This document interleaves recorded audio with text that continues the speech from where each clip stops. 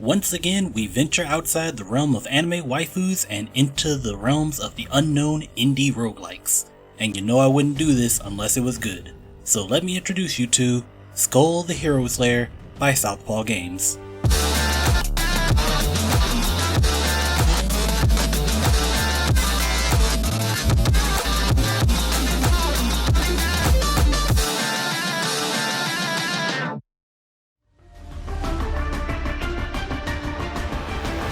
그 뒤를 검은 형체가 쫓았죠.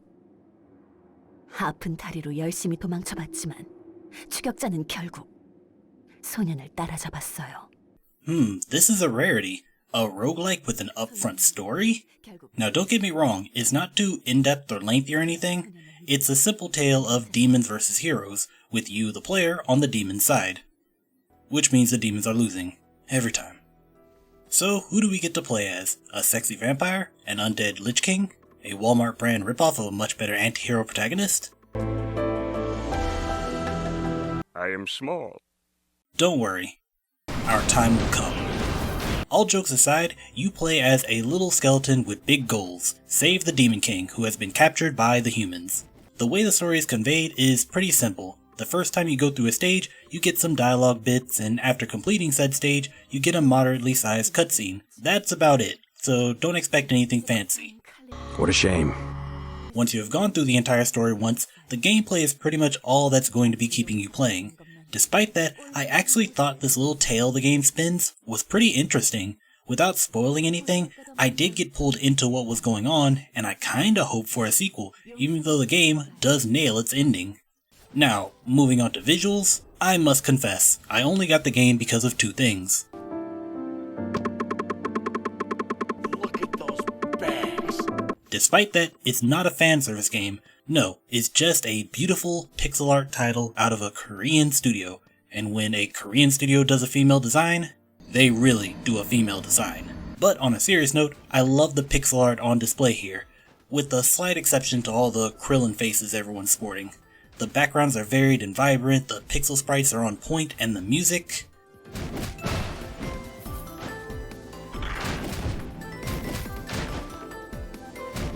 Well, the music does kinda come across as generic in the first stage, but it comes into its own after that.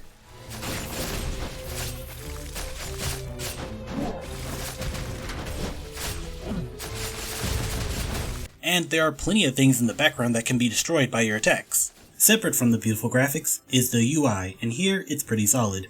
I feel like some skill descriptions could be worded a bit better, but that's really my only complaint. Beyond that, it's got clear buff indicators with a visual effect on Skul, going back and forth between keyboard and joypad controls wasn't clunky, no complaints in that department. Oh, and the skills, they are great to look and hear. We'll talk more about that in gameplay, but man, you can really feel when an attack hits just by the sound, and the effects combined with the destruction physics.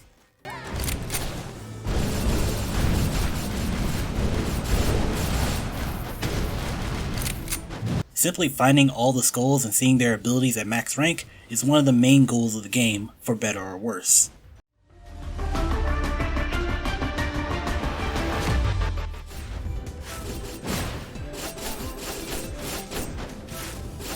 I want to be on record saying that the first stage of this game is a disgrace to the total package that is Skul the Hero Slayer. This area is crazy boring, the stage layout isn't all that interesting, and the boss is frustrating as all hell when factoring in the stupid platform that only does its job when it feels like it. But, let me be clear, after the first stage is when this game gets good. But before I confuse you, let me explain the core mechanics of Skul. Skulls. By wearing the skulls of fallen monsters, he gains some of their powers and abilities, and he can swap between two of them throughout the game, sorta like changing out your loadout. But it goes beyond just your attack button. Skulls can vary wildly in regards to their performance, having different attack styles, different abilities, and even passives. Like a werewolf skull that allows him to lunge at enemies and eat them to get health back. I'll show you pain. Or a warrior skull that can summon other skeletons as backup. The thing I noticed early on though, was that these more complex mechanics weren't even limited to the rare, more powerful skulls. There were some fairly common ones that also boasted some interesting tech. Though as you would expect, the rarest ones are still the best overall.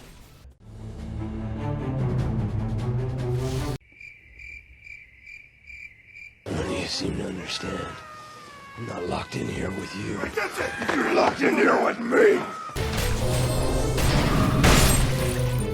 The various skulls come in 3 different categories. Speed, skulls built around fast attacks, quick dodges, and basically everything else you want in a platformer. Power. Okay, I'm gonna be real here. Power feels like the worst one out of the bunch. Especially since most of the skulls come with this annoying drop attack in the air, and that shit sucks against aerial opponents. Or, bosses that just happen to have a floating hitbox. And balanced, my personal favorite, focusing more on unique mechanics and using abilities instead of mashing the dodge and attack buttons until you eventually win. On the subject of winning, this is a roguelike, so don't expect to crush through the entire game on your first run. The deck is pretty stacked against you as you start, so you will need a couple of runs to unlock some of the more useful perks, like a shield when swapping skulls, breaking down items for money, and most importantly, a second life. Can you beat the game in the first run with no perks? I guess, but man, the RNG is heavy on this one. Aside from the skulls themselves, you also have items to collect, each with a unique buff and 2 generic buffs that stack. And on top of that, you have the skull fragments that you collect by choosing to break down skulls instead of equipping them. More on that in a sec. There are a lot of factors that go into having a good run beyond just skill, even more so than other roguelikes, and I don't know if that's a good thing. To me, the ultimate goal of every roguelike is, aside from winning, having the run. You know what I mean, the god run, where you just blitz through everything, tons of explosions everywhere, and boss health bars melting away like ice cream on an anime girl's skin. What the hell? But in Skul, it really feels hard to get that kind of run, aside from just randomly getting a good skull drop.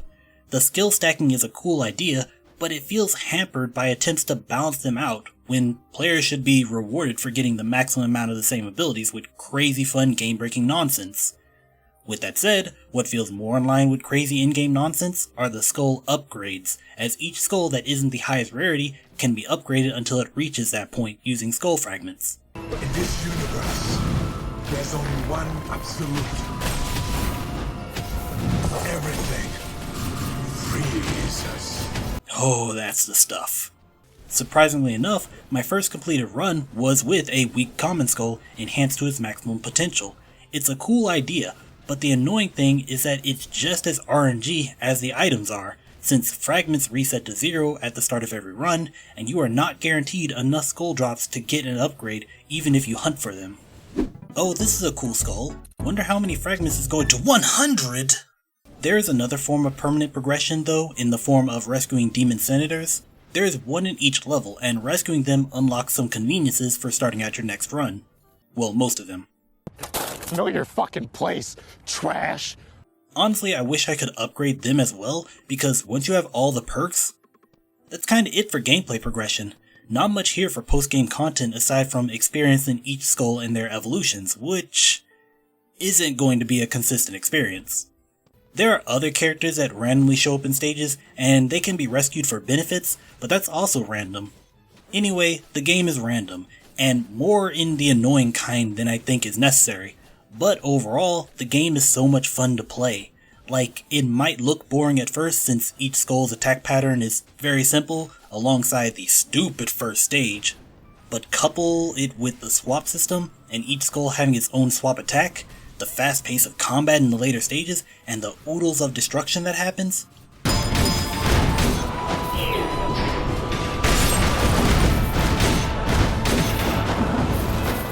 Oh, it's so good. But this isn't Dynasty Warriors. There's more to the game than just killing hordes of Kingdom Knights.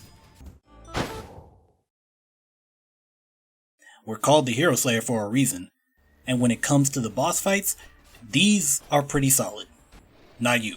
Trash. Not going to go too deep since the game only has like 5 stages, but the game comes with the really cool idea of adventurers in training being the mid-stage bosses, with more of them showing up the further you get into a run, and they are pretty solid fights on their own. The boss patterns are clear but require good use of movement skills to avoid, they all have moments of weakness allowing you to wail on them and watch their HP bleed away, and they are all vulnerable to stat debuffs in the game, which is something I wish I could say about the actual stage bosses.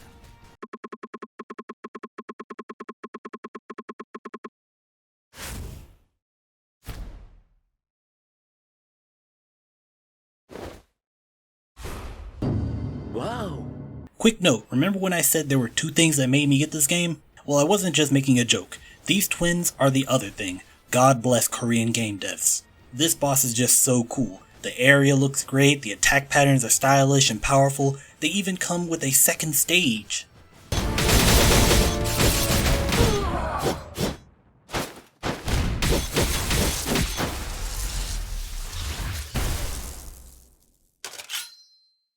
I love the kind of woman that can kick my ass. And that's generally what you get from all the bosses past Tree Man. A lot of style, a lot of dodging, and a lot of spectacle, especially when you face them with a strong build. But I do think them being immune to stat debuffs is not a good feature, since it makes some skulls relatively useless outside of mob fights, which, can be dealt with just about anything. Overall though, good boss fights, and just to cap things off, that final boss really feels like a final boss. Kudos to the game devs on that one.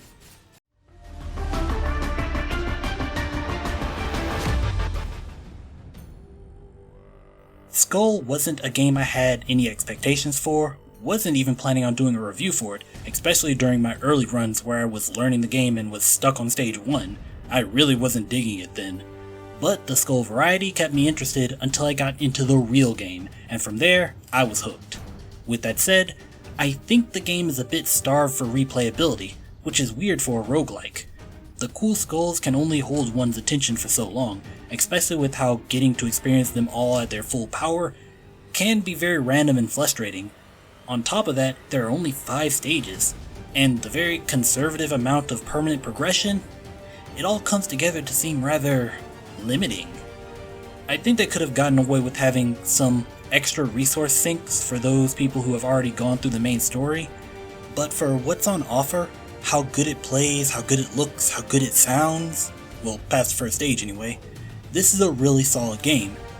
And that first path to a complete run was amazing. All that for a price of $19.99 US? I'd give it a firm buy. Not any higher though because of the replayability concerns, but a good game nonetheless. Let me know what your thoughts are in the comment section, and I'll see you guys next time. Matane.